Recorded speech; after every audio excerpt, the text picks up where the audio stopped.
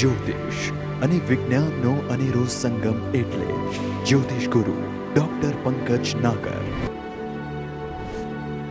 જ્યોતિષ એક વિજ્ઞાન. નમસ્કાર દર્શક મિત્રો, જ્યોતિષ એક વિજ્ઞાન કાર્યક્રમમાં મારી સાથે જ્યોતિષ ગુરુ ડૉક્ટર પંકજભાઈ નાગર અને હું અશોક મોદી આપનું સ્વાગત કરીએ છીએ કાર્યક્રમ જ્યોતિષ એક વિજ્ઞાનમાં. અને આપ નિહાળી રહ્યા છો અમારા GTPL ગુજરાતીની વિશેષ રજૂઆત કાર્યક્રમ જ્યોતિષ વિજ્ઞાનમાં. પંકજભાઈ આપનું સ્વાગત છે. નમસ્કાર અશોકભાઈ અને નમસ્કાર મારા વહાલા દર્શક મિત્રો. હર હંમેશની જેમ જ્યોતિષ એક વિજ્ઞાનના માધ્યમ દ્વારા તમે, હું, અમે એક એવી અદ્ભુત, અવનવી, અંતરંગી ચર્ચા આપણે કરતા હોઈએ છીએ કે જેના કારણે તમારા જ્ઞાનમાં વધારો થાય, તમારી શાનમાં વધારો થાય અને જીવનમાં આવનારા આધિ વ્યાધિ ઉપાધિ સામે લડવા માટે જ્યોતિષ એક શાસ્ત્ર છે, એક શસ્ત્ર છે એવું સમજવાની શક્તિ, સમજ તમારામાં આવે એવો અમારો એક બોનાફાઇડ આશય તમારા માટે આ શો દ્વારા હર હંમેશની જેમ આજે પણ આવો મળીએ અશોકભાઈને. બિલકુલ પંકજભાઈ, ગત એપિસોડમાં આપણે ખૂબ સુંદર શરૂઆત કરી હતી અને ગુરુના એક ગોચર ભ્રમણની આપણે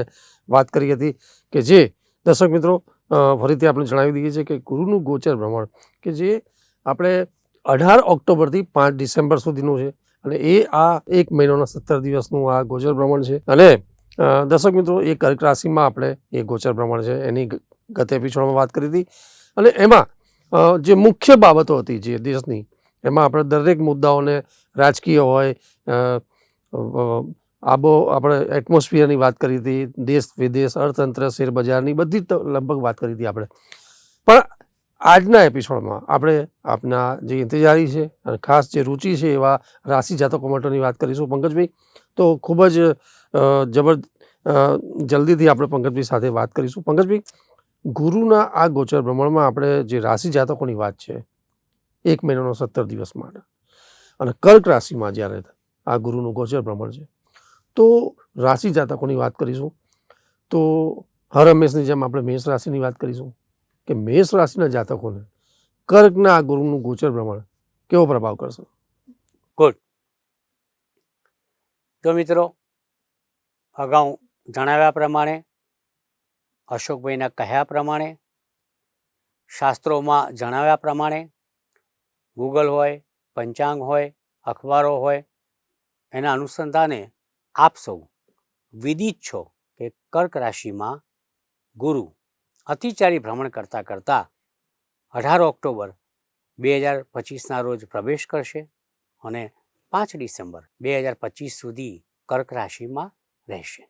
સમય ખૂબ જ ટૂંકો છે, માત્ર 1 મહિના અને 17 દિવસનો. બિલકુલ.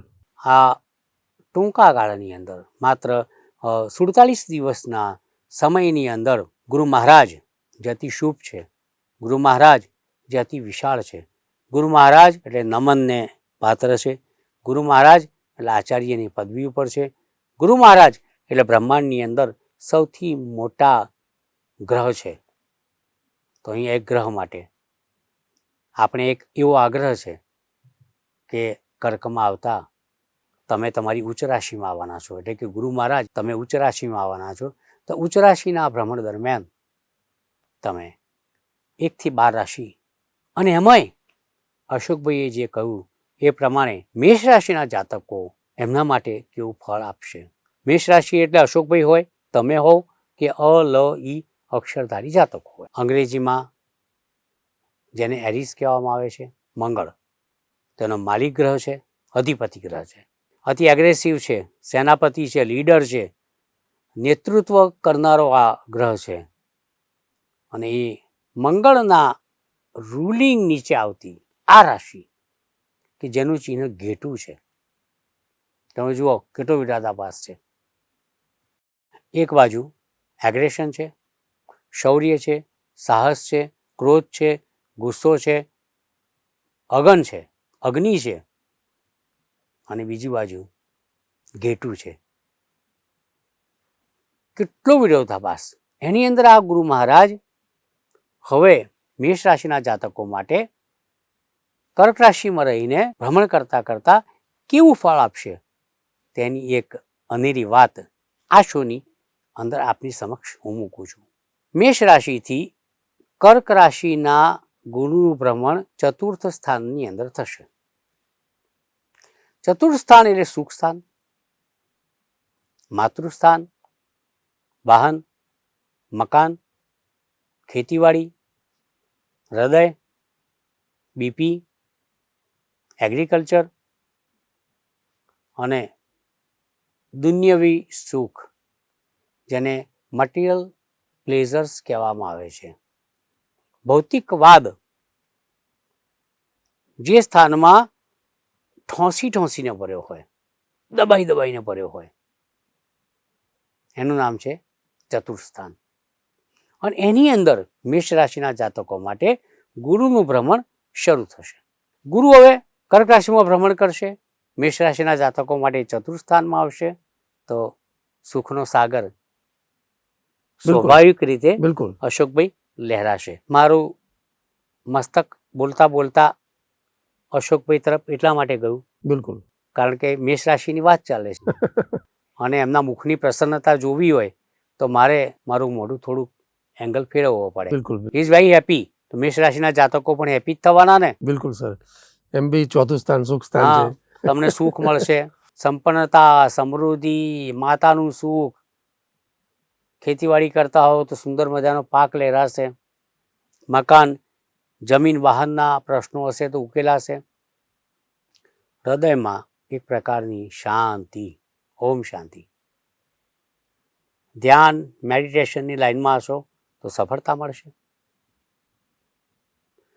ટૂંકમાં આ કર્ક રાશિનો ગુરુ જે 18 ઓક્ટોબરથી 5 ડિસેમ્બર દરમિયાન ભ્રમણ કરવાનું છે, એના પરિપાક રૂપે મેષ રાશિના જાતકો માટે એના ફળ ખૂબ જ મીઠા છે, અદ્ભુત છે.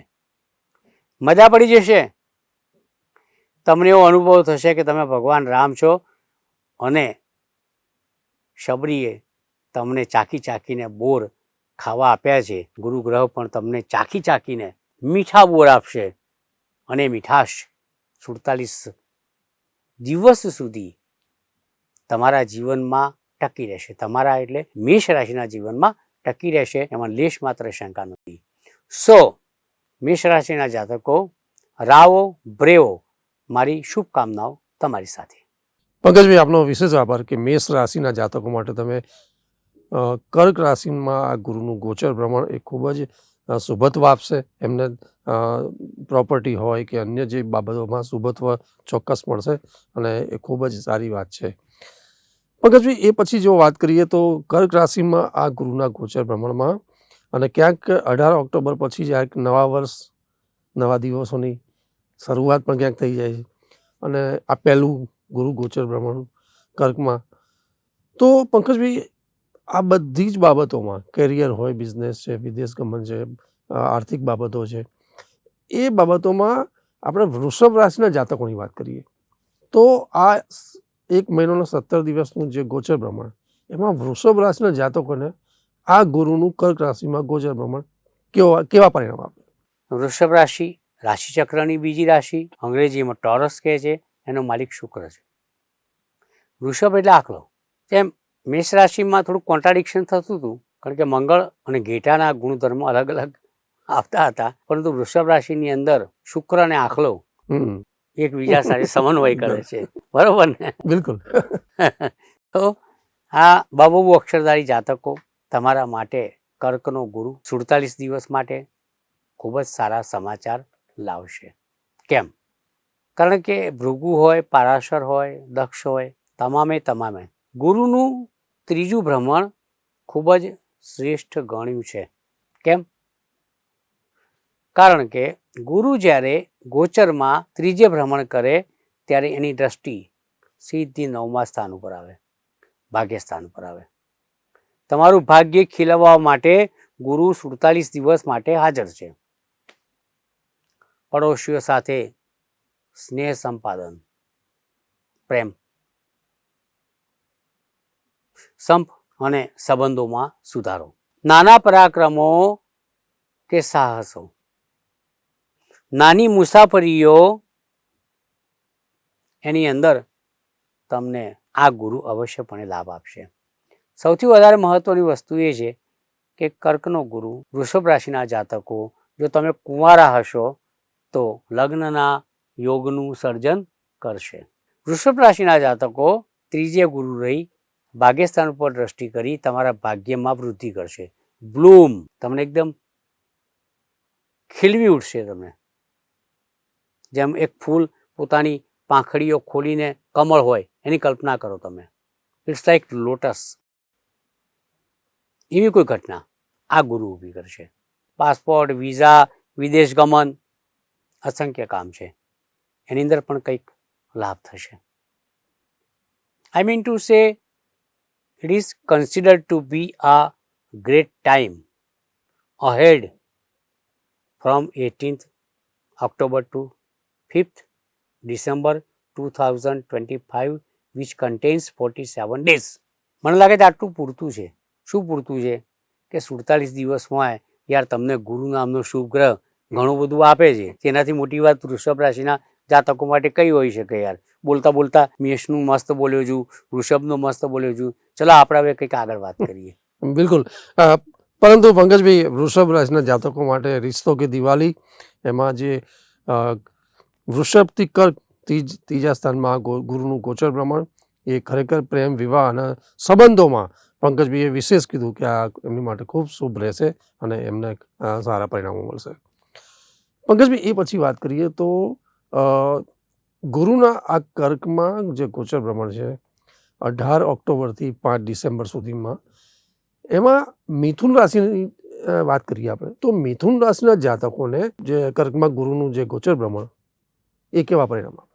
તો મિથુન રાશિ તો રાશિચક્રની ત્રીજી રાશિ છે, જેમિની, અને અંગ્રેજીમાં કહે છે સ્ત્રી પુરુષનું જોડું છે એમાં, અને આ રાશિનો માલિક બુધ છે.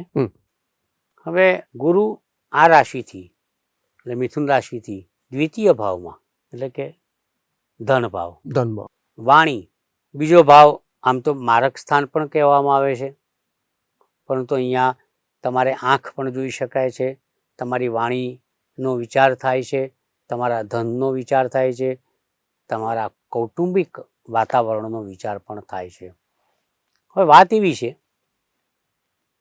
કે કૌટુંબિક વાત કરીએ તો ખાસ કરીને બીજો ગુરુ આવે ત્યારે કુટુંબનું વિસ્તૃતિકરણ થાય, એક્સપાન્શન, ધનમાં વધારો થાય,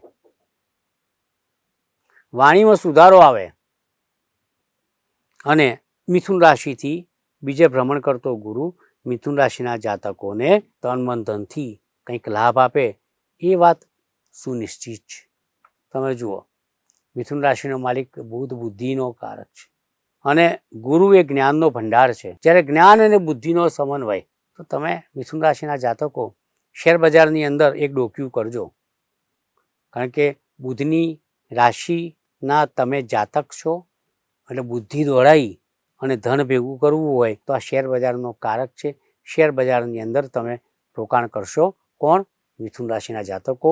કોણ? ક, છ, ક અક્ષરધારી જાતકો. તો અવશ્યપણે કર્કના ગુરુના 47 દિવસ માટે આશીર્વાદ ઉતરશે, કૃપાનો વરસાદ થશે, અને આ કર્કનો ગુરુ તમને લાભ આપશે.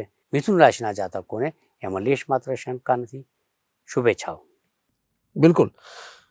પંકજભાઈ, તમે ખૂબ જ સુંદર વાત કરી કે મિથુન રાશિના જાતકો માટે ધનવાણી અને જે એનો બીજા ભાવનો જે કારક છે ધનવાણીનો, એમાં મિથુન રાશિને જબરદસ્ત એનો ફાયદો મળવાનો છે, અને એ ચોક્કસપણે એમાં ગ્રોથ થશે. પંકજભાઈ, એ પછી છેલ્લે વાત કરીશું આજે આજના એપિસોડમાં કર્ક રાશિની વાત કરીએ આપણે. ગુરુનું કર્ક રાશિમાં ગોચર પ્રમાણ છે. કર્ક રાશિના જાતકો માટે આ 47 દિવસમાં 18 ઓક્ટોબરથી 5 ડિસેમ્બરનું ગોચર પ્રમાણ એ કર્ક રાશિના જાતકો માટે કેવું રહેશે? કર્ક રાશિ, કર્કનો ગુરુ, સીધો હિસાબ કરીએ તો કર્ક રાશિ એટલે કર્ક રાશિના જાતકોના કર્કના ચંદ્ર ઉપરથી ઉચ્ચનો ગુરુ ભ્રમણ કરે તો કર્ક રાશિવાળા માટે તો સારું. મિત્રો, રાશિ ચક્રની ચોથી રાશિના તમે જાતક છો. ડહ અક્ષરધારી તમારે નામાભિધાનમાં આવે. કેન્સર અંગ્રેજીમાં કહે છે. પણ એક એવો અવસર છે તમારા જીવનમાં કે તમે 18મી ઓક્ટોબર 2025 સુધી ગુરુના 12મા ભ્રમણના ભોગ બનતા હતા. હવે રાજભોગ. કેમ? કારણ કે 12મો ગુરુ તમને એક્સપેન્સીસ કરાવતો હતો, તમને સામાજિક રીતે ક્યાંક છૂટા પાડતો હતો, અર્થતંત્રના ભાગીને ભૂક્કા કરી નાખતો હતો. પણ હવે ગુરુ 12મા સ્થાનમાંથી નીકળી અને પ્રથમ ભાવની અંદર આવશે, તમારા ચંદ્ર ઉપરથી ભ્રમણ કરશે. આ એક અદ્ભુત અનેરી ઘટના હશે. તન તંદુરસ્તી સચવાશે, મનની શાંતિ વધશે, મન શાંત બનશે, વિચારો સારા આવશે, જીવવાની ઈચ્છા થશે. ઇન્ફિનિટી કોમ્પ્લેક્સમાંથી સુપિરિયરિટી કોમ્પ્લેક્સ તરફ, લઘુતાથી ગુરુતા ગ્રંથિ તરફની તમારી યાત્રા શરૂ થશે. સ્વભાવ સરસ થશે. પેલું 12મા ગુરુમાં જે એગ્રેશન આવતું હતું ને એ ઘટશે, મન શાંત થશે, બોલવાનું ભાન પડશે અને જીવન પ્રગતિમય બનશે. આ 47 દિવસ દરમિયાન 18 ઓક્ટોબર 2025થી 5 ડિસેમ્બર 2025 દરમિયાન તમારા મહત્વના કોઈ કાર્ય હોય કર્ક રાશિના જાતકો તો એની પતાવટ કરજો, એને બેલેન્સ કરી દેજો. ઓટોમેટિકલી તમારા માટે એવા શુભ સમાચાર બનીને આ કર્કનો ગુરુ આવશે કે તમે આમ ખોળો પાથરીને ઊભા રહેજો અને એની અંદર નસીબ, તમારું ભાગ્ય એ આવીને સીધું જ પડશે. ગુજરાતીમાં એવું કહેવાય છે કે બગાસું ખાતા પતાસું પડ્યું. એમ તમારે તો ખાલી મોઢું ખુલ્લું રાખવાનું છે અને પતાસું આવી જ જશે, કારણ કે ગુરુ તમારી ફેવર કરે છે. બિલકુલ. એથી આ પતાસું તમારા નસીબમાં છે, એમાં લેશ માત્ર શંકા નથી.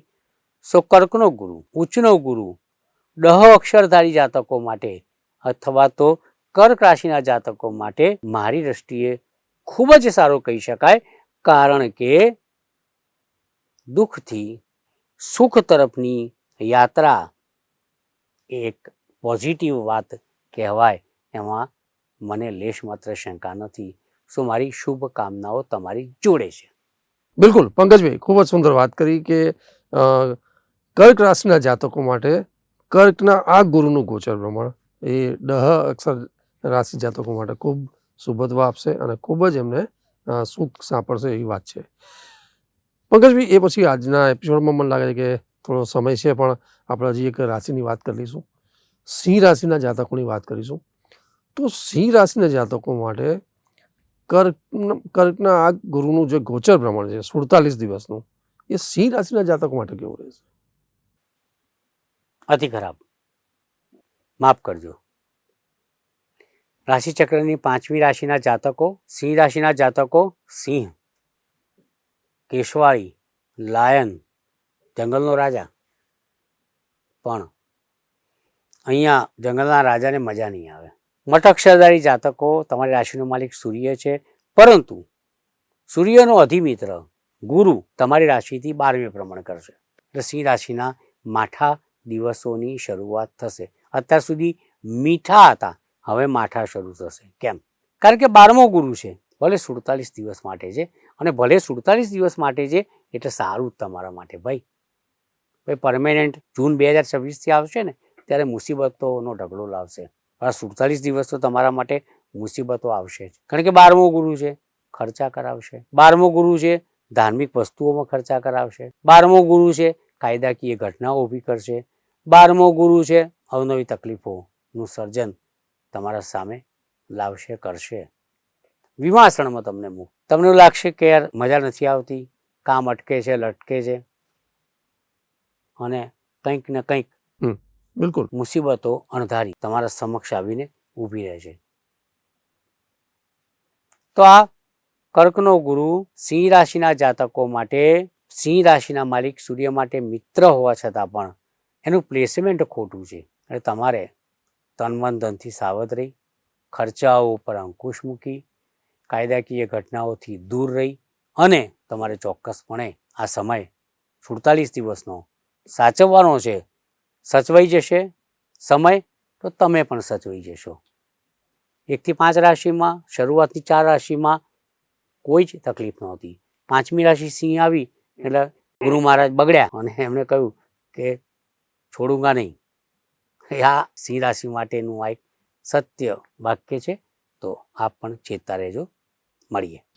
પંકજભાઈ, આપનો વિશેષ આભાર. ખાસ આજના એપિસોડમાં આપણે જે ગત એપિસોડમાં ચર્ચાની શરૂઆત કરી હતી, કર્કના ગુરુનું જે ગોચર ભ્રમણ છે 18 ઓક્ટોબરથી 5 ડિસેમ્બર સુધીમાં, એમાં આજે રાશિ જાતકોમાં આપણે મેષથી લઈ અને સિંહ રાશિના જાતકો સુધીની ચર્ચા કરી છે. અને 1 થી 4 રાશિમાં બહુ સરસ પ્રેડિક્શન હતું, પણ સિંહ રાશિના જાતકો માટે ક્યાંક સાવધાની છે, એ લોકોએ ચેતવવાની બાબત છે. પંકજભાઈ, આ સિવાય અન્ય રાશિ જાતકોમાં ભાઈ ક્યાંક કોઈ જો પ્રતિકૂળ બાબત છે અથવા તો કોઈ એવી બાબતોમાં આપણે ચોક્કસ ઉપાયોની પણ વાત કરીશું. રાશિ જાતકોનું એક આપણે પ્રિડિક્શન લઈ લીધા પછી એ નેક્સ્ટ એપિસોડમાં, પણ એ ચોક્કસપણે નેક્સ્ટ એપિસોડમાં જ્યારે 12 રાશિ જાતકોનું પ્રિડિક્શન કરી લઈશું. પછી આપણે ક્યાંક ઉપાયોની પણ જરૂર હશે તો પંકજભાઈ સાથે એનું પણ આપણે માર્ગદર્શન લઈશું. અત્યારે રજા આપશો. નમસ્કાર. જ્યોતિષ એક વિજ્ઞાન.